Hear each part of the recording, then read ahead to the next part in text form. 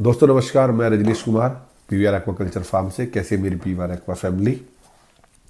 दोस्तों एफएक्यू की सीरीज को कंटिन्यू रखते हुए ये अपनी 20th वीडियो है, जिसमें अगेन आज हम 5-6 कुछ यूनिक क्वेश्चंस को कवर करेंगे। और ये मेरा कॉन्फिडेंस है कि अगर आप सारी एफएक्यू की सीरीज देख लेंगे तो आप बिलीव कीजिए आपके 80% डाउट्स एक्वाकल्चर फिश फार्मिंग को लेके वो सारे क्लियर हो जाएंगे। क्योंकि मछली पालने में जो आपके मेन टॉपिक्स हैं वो उन्हीं टॉपिक्स में से ये सारे रैंडमली पूछे गए सवाल हैं। कि किसी भाई ने कोई राजस्थान से सवाल पूछा है, किसी ने कोलकाता से पूछा है, किसी ने जम्मू से पूछा है, किसी ने यूपी से पूछा है। तो अलग अलग क्वेश्चंस अलग अलग वर्टिकल से पूछे फिश फार्मिंग से रिलेटेड। तो मैं उन सब, मेरा कोशिश रहता है उन सारे जो मोतियों को एक तार के माध्यम से बना के एक माला बनाई जाए, जो किसान भाई बड़े फ्रीक्वेंट मैनर में उसको चेक करते रहें, देखते रहें। क्योंकि आप बार बार उसको देखेंगे तो आपको बहुत सारी चीज़ें, डाउट्स खुद ही क्लियर होते चले जाएंगे। तो दोस्तों इस वीडियो में हम बात करते हैं कि अगर हमारी मछली मर गई है, डेड है, या लोग बाग जो ईटर्स होते हैं जो मंडी से परचेज करते हैं, तो वो कैसे उसका आइडेंटिफिकेशन करें कि वो कितनी मरी हुई है। दोस्तों इसके बहुत सारे तरीके होते हैं, बट मैं आपको 2-3 तरीके बड़े ही एकदम यूज टू वाले बता देता हूँ। जो आइस में लगी मछली होती है या जो अभी रिसेंटली मरी है, आप उसकी बॉडी को थंब से प्रेस करके देखिए। अगर वो प्रेस आप कर रहे हैं और थंब रिमूव कर रहे हैं, वो अगर ओरिजिनल पोजीशन ले रही है तो वो फ्रेश है। दूसरा, जो मछली पुरानी मरी हुई हो जाती है उसकी आई है ना, वो मतलब लाइक गड्ढे में चली जाती है, ऐसा कह सकते हैं। तीसरा, अगर मछली पुरानी मरी हुई है आपकी तो जो उसका पोटी का सेक्शन होता है वो ब्लैक हो जाता है। ये एक पहचान है। बहुत सारे लोग बोलते हैं ना, हमने बगैर मछली को हाथ लगाए बता दिया ये फ्रेश है, अभी मरी है या बहुत पहले मरी हुई है। जो मछली पानी के अंदर मरती है, जो उसके गिल्स रहते हैं मछली के, जनरली जब मर जाती है वाइट हो जाती है। लेकिन जो मछली पानी के अंदर मरती है, जो बड़े बड़े रिजर्वायर्स में हम गिल नेट लगाते हैं, वो क्योंकि आप ये देखिए कि वो ड्यूरिंग ट्रैवल टाइम, अगर आपने सपोज कीजिए 1000 किलोमीटर ट्रैवल कराना है तो वो तो 2 दिन तो ट्रैवलिंग टाइम है उसका। तो उसके जो गिल है ना वो 100% वाइट नहीं होते। जो गिल नेट में मरती है पानी के अंदर, उसके गिल आपको रेड मिलेंगे। तो जो रेड रहते हैं ना वो बहुत ही फ्रेश है एकदम, अभी मतलब रिसेंटली गई है। तो मछली तो सब लोग मरी हुई बनाते हैं, लेकिन वहाँ पे कंडीशन आ जाती है कि फ्रेशनेस कितनी है उसमें। तो ये सिंपल 2-3 आप लॉजिक लगा सकते हैं, और हर चीज़ का लॉजिक है, आप उसको सिंपल फॉलो कीजिए तो आपके अब आप ही सारे आंसर्स मिल जाएंगे। दूसरा, कि जो आपकी प्लांक्टन ग्रोथ है उसको कैसे हम बढ़ाएं, तो सिंपल रूल है। आप रेगुलरली, कुछ मार्केट में मेडिसिन भी अवेलेबल हैं, या जिसको हम सीवीड्स बोलते हैं, कई कंपनीज बनाती हैं। अदरवाइज रेगुलर फर्मेंटेशन अपनी वाटर बॉडी में करते रहें। प्लांक्टन का लेवल मेंटेन रखने का simple rule, plankton are the snacks for the fish. तो आप स्नैक्स मेंटेन रखोगे तो उसकी ग्रोथ फास्ट होगी रेदर देन केवल आप उसको कॉमर्शियल फीड पे फोकस करें। अभी एक भाई ने क्वेरी किया कि जो कैटफिश है वो तो प्लांक्टन खाती नहीं है। तो ऐसा कहीं कोई डॉक्यूमेंटेड नहीं है कि प्लांक्टन केवल कार्ब्स खाती है, ऐसा कहीं कोई डॉक्यूमेंट नहीं है। ठीक है, वो प्रेफरेबल खाना है।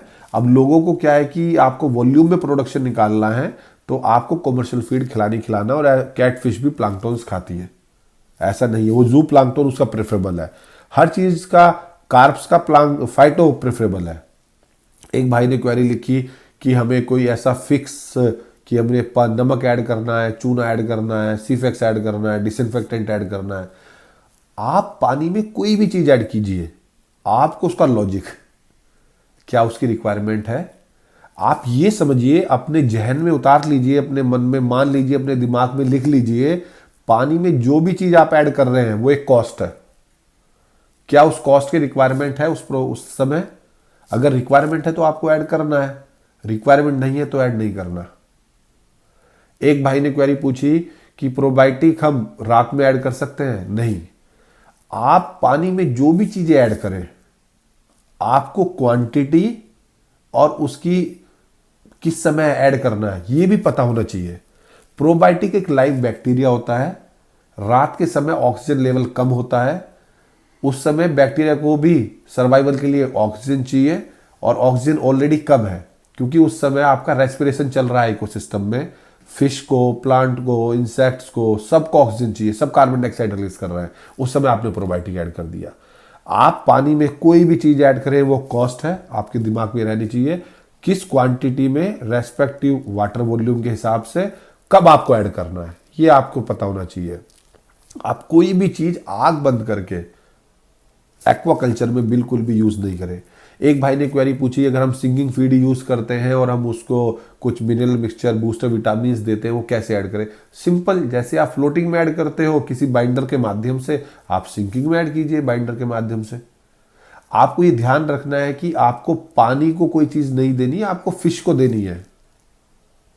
अगर आप कोई किसान भाई फार्म मेड फीड भी खिला रहा है और वो कुछ मिनरल मिक्सचर वगैरह अपनी फिश को बूस्टर वगैरह ऐड करना चाहता है जिससे उसका डाइजेशन अच्छा हो, ईस्ट वगैरह, तो हमेशा वो प्रेफर करे फ्लोटिंग फीड में ही दे।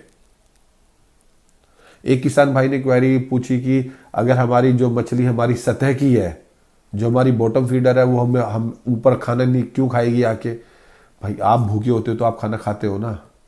तो सिंपल रूल, मछली को कोई मतलब नहीं है कि अगर आपने उसे खाना दिया है कि वो बॉटम फीडर है, कॉलम फीडर है, सरफेस फीडर है, वो खाना नहीं खाएगी। और आप जो भी खाना देते हो आप कैलकुलेशन के हिसाब से देते हो। टोटल वॉल्यूम आपने कैलकुलेट किया है अपने बायोमास, और उसके हिसाब से आपने खाने का वॉल्यूम कैलकुलेट करा, वो दिया है, तो आपने सबके हिस्से का खाना दिया है। तो ऐसा कहीं पे नहीं होता कि जो बॉटम फीडर है उसको बॉटम में ही खाना चाहिए। ऐसे तो क्या होगा, जो आपकी रहू रहती है वो आपकी कॉलम फीडर है, तो कॉलम में कौन सा खाना खिलाओगे आप? या तो फ्लोटिंग खिलाओगे या सिंकिंग खिलाओगे।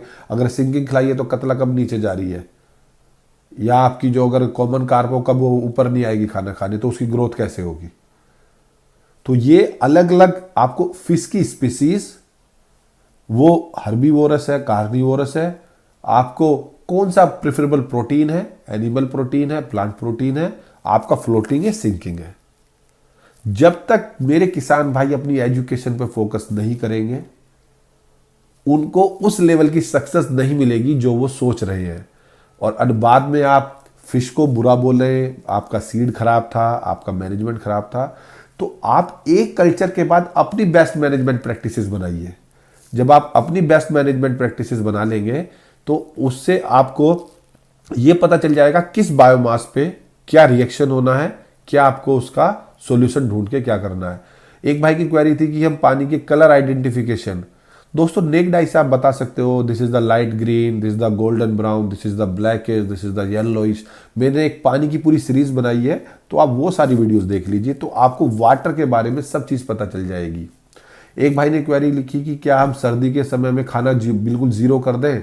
नहीं, आप ये देखिए कि आप उस समय सिंकिंग फीड खिलाइए। अगर आपका सनी डे है तो मछलियां इंटेक करती है, कंपैरिजन टू जब आपके सनी डेज होते हैं कोल्ड में, आपकी मछलियां इंटेक नहीं करती हैं क्योंकि कोल्ड ब्लडेड है। तो सनी डेज में खूब खाना खाएंगी वो, और जब आपके ठंड होगी तो मछलियां खाना नहीं खाएंगी। बट हम वीक में एक बार 1/4, 1/3 जो भी हम डिजायर्ड खाना दे रहे थे वो हम उसको खिलाएं, तो 100% वो जब सनी डे रहता है वो कंज्यूम करती है।